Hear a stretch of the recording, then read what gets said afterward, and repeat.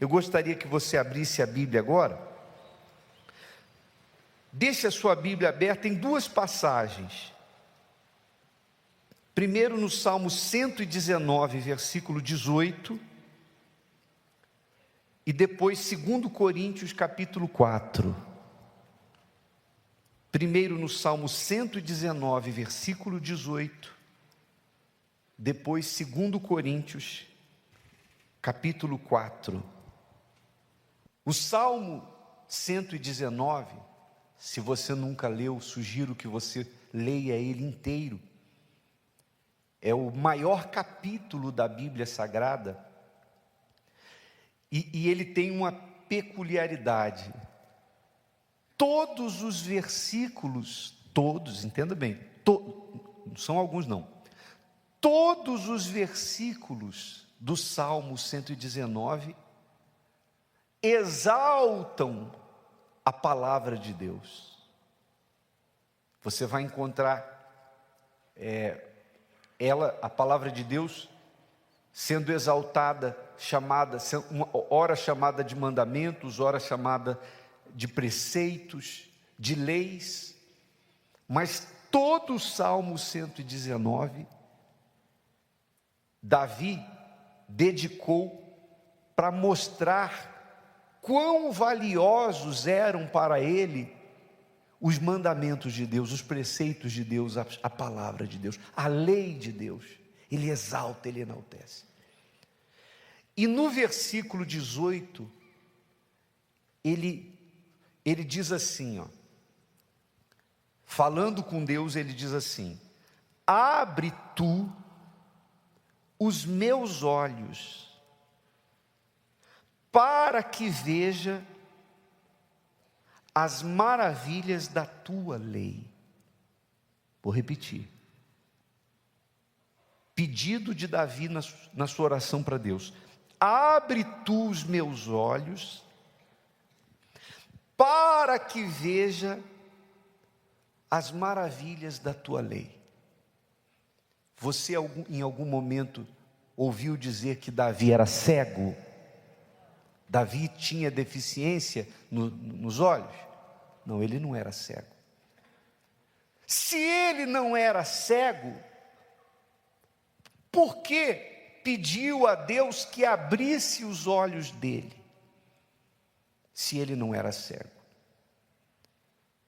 Na verdade, Davi tinha consciência de que a palavra de Deus, os textos bíblicos, os textos sagrados, eles tinham ou carregavam neles coisas secretas, segredos, que os olhos naturais não eram e não são capazes de enxergar.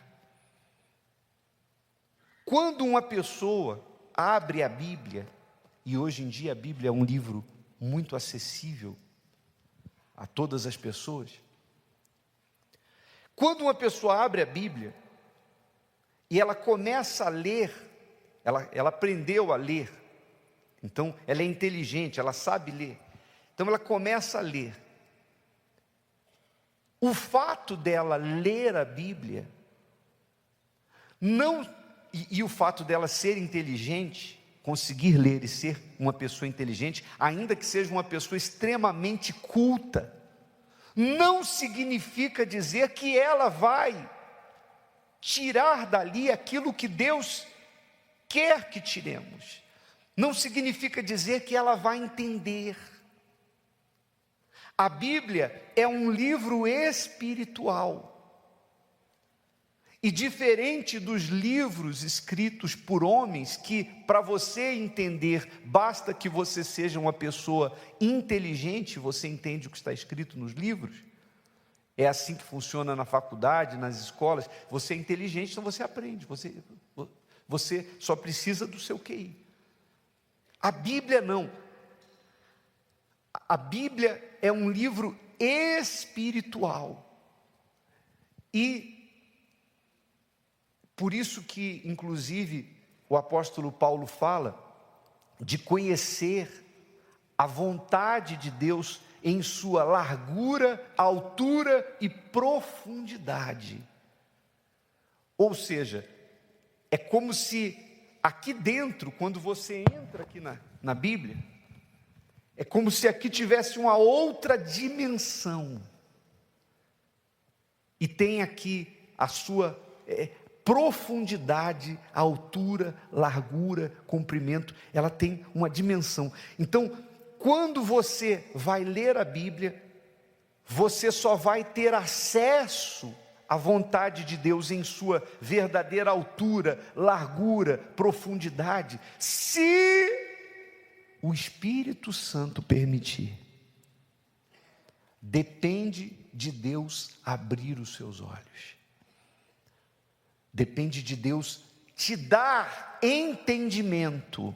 Porque se você lê a Bíblia e você só tem uma visão rasa, você só chega no máximo à letra, se você não tem entendimento que é dado pelo Espírito Santo, então você não vai enxergar como ele fala aqui, olha só, abre tu os meus olhos, para que veja o quê? As maravilhas da tua lei. Quando uma pessoa abre a Bíblia e ela só lê a letra, então ela lê ali o que Jesus fala, ou uma passagem bíblica lá, ela lê: o Senhor é meu pastor, nada me faltará. Ela faz uma devoção religiosa, ela fala, lê, legal, que bom. Mas ela não vê nada de extraordinário, nada de maravilhoso naquela palavra. Mas quando a pessoa lê, e ela tem a revelação, o entendimento, às vezes um pouquinho que ela lê, é algo tão forte que a pessoa, ela fica maravilhada. Ela é capaz de estar sozinha dentro de casa e com uma passagem que ela leu ali, ela fica tão maravilhada que ela vai saltar, ela vai dançar, ela vai orar, ela vai cantar: oh meu Deus, muito obrigado. A mesma coisa que outro lê e não mexe em nada, mas aquela pessoa lê e ela fica maravilhada. Por quê? Porque ela teve entendimento da palavra. Amém, pessoal?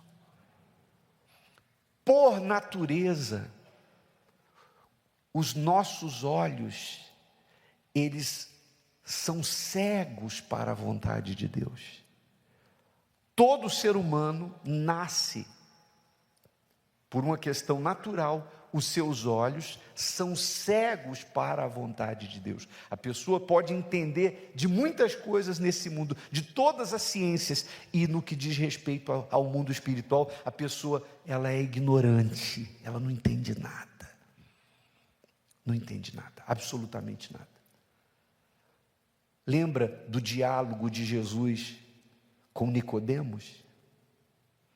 Nicodemos era um religioso, respeitadíssimo nos seus dias, profundo conhecedor da letra, ele conhecia as Escrituras, ele era um mestre, ele ensinava as pessoas na sua época, ele ensinava sobre as leis de Deus. E quando ele foi ter uma conversa com Jesus durante a noite, e Jesus vira para Nicodemos e diz assim: olha, não se assuste do que eu vou falar para você, Nicodemos. Não se admire não, mas você precisa nascer de novo. Nicodemos conhecia a lei, os profetas, mas na hora que Jesus falou para ele sobre o novo nascimento, você tem que nascer de novo, a mente natural travou. Nascer de novo? Como? Aí ele vira para Jesus e fala: como é que um homem velho pode voltar de novo para a barriga da mãe?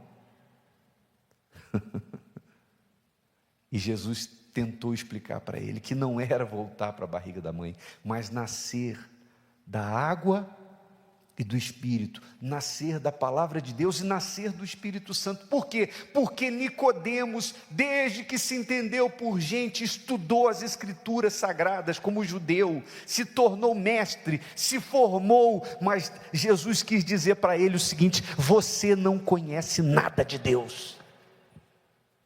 Você não conhece a palavra, aliás, você não conhece a vontade de Deus, você conhece o que os olhos naturais veem, as letrinhas que estão escritas, isso você vê, mas você não sabe quais são os mistérios, os segredos que estão nas entrelinhas das Escrituras Sagradas, e isso Deus revela para quem Ele quer. Isso é revelação, é Ele quem dá entendimento. Olha só o que está escrito em 2 Coríntios, capítulo 4. Diz assim: mas, aliás, versículo 3, capítulo 4, versículo 3. Mas, se ainda o nosso evangelho está o quê? Encoberto, para os que se perdem está encoberto. Então, é algo que está escondido, está encoberto, nos quais o Deus deste século, quer dizer, desse mundo, cegou os entendimentos dos incrédulos, para que lhes não resplandeça a luz do evangelho da glória de Cristo, que é a imagem de Deus. Então, o Deus deste século, quer dizer, o diabo, que se manifesta por meio do orgulho, do egoísmo, do materialismo, enfim, cegou o entendimento dos incrédulos, de maneira que a pessoa lê, mas não entende. Aliás, normalmente, os mais incrédulos com os quais nós nos deparamos são aqueles que conhecem muito a Bíblia, mas que por não terem a revelação, não terem o entendimento, eles leem, conhecem, acumulam conhecimento, mas não praticam, porque não lhes foi revelada a vontade de Deus. Então você entende por que Davi fez aquela oração: abre tu os meus olhos, para que eu veja as maravilhas da tua lei. É o Espírito Santo que dá entendimento. Quando você tem acesso à palavra de Deus, quando você lê o que está escrito, e você recebe a revelação de Deus, ou seja, você é humilde, e você decide colocar em prática aquilo que você está lendo, então o Espírito da palavra entra em você, que é o Espírito Santo. Quando uma pessoa é batizada pelo Espírito Santo, o que está acontecendo naquele momento do batismo com o Espírito Santo? O Espírito da palavra de Deus, ele sai da palavra e entra na pessoa, entra na mente, de maneira que você passa a ver como Deus vê, você passa a querer o que Deus quer, você passa a andar ouvindo a voz de Deus 24 horas por dia. E mesmo quando a Bíblia estiver fechada, ainda assim o Espírito Santo vai estar falando com você. Esse é um assunto tão profundo que é difícil até de encontrar palavras para explicar. E eu sei que eu estou falando aqui, e de repente tem gente que não está entendendo bolufas. Há pessoas que não entendem nada. Por quê? Porque é um assunto que depende de revelação. Não adianta você dizer assim: eu vou fazer uma faculdade de teologia para eu aprender tudo sobre Deus. Quem revela sobre Deus não é a letra, é o Espírito Santo. Amém, pessoal? Então você pode fazer a melhor faculdade de teologia e não conhecer o autor da palavra, não conhecer a Deus.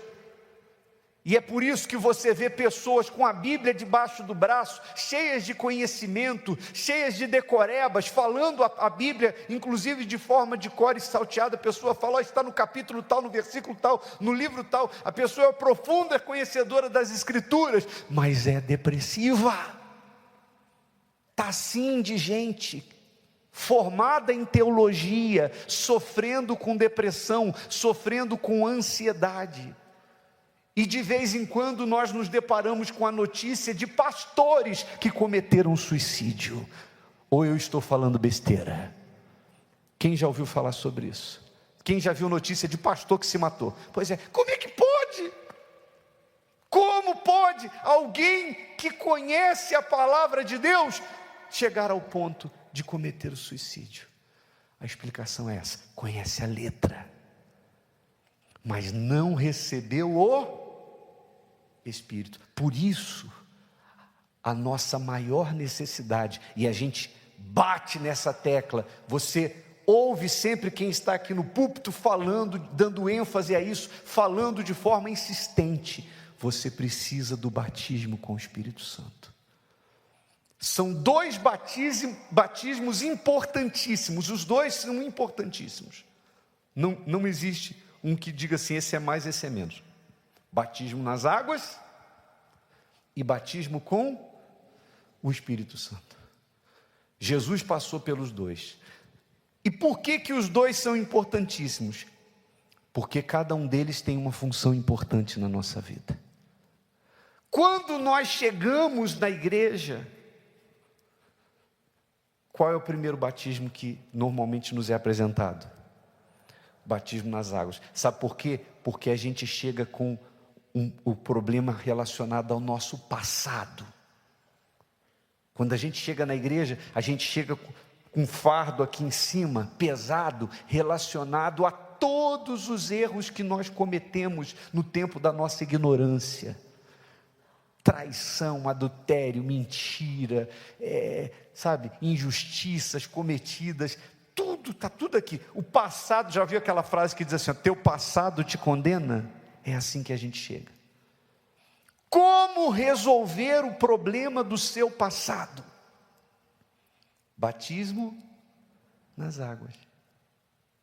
Quando você desce as águas com consciência, arrependido dos seus pecados, então naquele momento que o pastor mergulha você nas águas, você está morrendo para o seu passado, e quando ele tira você da água, você sai como uma nova criatura, coração limpinho, o fardo de pecados fica ali dentro, e você sai leve, vida nova. Então o batismo nas águas, feito com consciência, resolve o seu problema com o seu, o que, gente? Passado. Mas agora você tem pela frente o seu futuro. E nesse futuro, o diabo que viu que lá no batistério você se limpou e apagou o seu passado, ele vai dizer o seguinte: agora eu tenho que vir com todas as propostas que eu puder e tiver, para fazer com que essa pessoa volte para a lama. Então eu vou tentar, eu vou criar situações para fazê-la cair novamente. Então a partir daí você vai precisar de qual batismo? O Espírito Santo, porque aí entra o que Jesus falou: o Espírito Santo te guiará a toda a verdade. O Espírito Santo, se o batismo nas águas resolve o problema do passado, o batismo com o Espírito Santo é a segurança para o seu futuro, porque uma vez recebendo o Espírito Santo, você vai ser guiado por Ele, e nos momentos de tentações, de provações, de desertos, de lutas, o Espírito Santo vai estar dentro de você, te inspirando, te revelando, te orientando, não vá para lá, não vá para cá. E você vai precisar guiá-lo, porque, vamos supor, a pessoa se batiza nas águas e resolve o problema do passado. Mas, se ela daqui a 5 meses faz um casamento errado, só isso, só precisa isso. Um casamento errado, depois de alguns meses que ela se batizou nas águas, uma decisão, casou com a pessoa errada, ela pode colocar tudo a perder de novo, e daqui a pouco ela está na lama. Então, Se o batismo nas águas resolve o problema do passado, o batismo com o Espírito Santo resolve o problema do futuro. O salmista Davi disse o quê? Está aí. Abre tu. Ele não era cego. Ele não estava falando de olhos físicos. Abre tu os meus olhos para que veja as maravilhas da tua lei. A lei de Deus é maravilhosa. A palavra de Deus vale mais do que o ouro depurado. Ah, se você tiver a revelação da palavra de Deus, da vontade de Deus em sua altura, largura e profundidade, você vai descobrir que você não precisa de mais nada. Você vai ver que o ouro, a prata, as coisas pelas quais o mundo faz guerras, nada disso tem valor comparadas à riqueza da palavra de Deus. Essa palavra é que transforma vidas. Por meio dela tudo veio a existir. Nem todo o ouro, nem toda a glória desse mundo se compara à riqueza da palavra. 판스 유징 그래머 룰즈 앤드 댄 유 스피크. 대츠와 다이 도데트 슬로우 프로세스 컴플리트리 바이 패시즈 더 포널라지켈 루프. It is highly analytical and that is why I sound like a robot. Because I am building sentences like a mathematical equation, exactly. But when you do shadowing, hear the audio and you push it straight out of your mouth a half second later. You do not have time to translate. You do not have time to think about grammar. Well, you are forcing the sound directly through the phonological loop and into your vocal cords. You are building direct muscle memory in your mouth, tongue and diaphragm. I am starting to see the appeal. It takes the heavy thinking out of the process. How exactly do I practice this? You mentioned a half second delay. Are there different ways to do this? There are three main techniques and they each serve a slightly different purpose. The first is what we call synchronous shadowing. Synchronous, meaning synchronous, means happening at the exact same